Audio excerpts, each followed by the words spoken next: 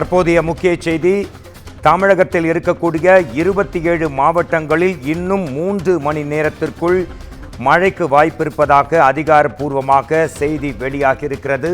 தமிழகத்தில் 27 மாவட்டங்களில் மழை பொழிய வாய்ப்பிருப்பதாக சென்னை வானிலை ஆய்வு மையம் வெளியிட்டிருக்கும் அறிவிப்பில் தெரிவிக்கப்பட்டிருக்கிறது. சென்னை, காஞ்சிபுரம், செங்கல்பட்டு, திருவள்ளூர் உள்ளிட்ட 27 மாவட்டங்களில், மேலும் ராணிப்பேட்டை, வேலூர், திருப்பத்தூர், திருவண்ணாமலை, விழுப்புரம், கள்ளக்குறிச்சி, கிருஷ்ணகிரி, தர்மபுரி, சேலம், அரியலூர், தஞ்சாவூர், திருவாரூர் உள்ளிட்ட 27 மாவட்டங்களில் இன்னும் 3 மணி நேரத்தில் மழைக்கு அதிக வாய்ப்பிருப்பதாக சென்னை வானிலை ஆய்வு மையம் அதிகாரப்பூர்வமான அறிவிப்பை வெளியிட்டிருக்கிறது.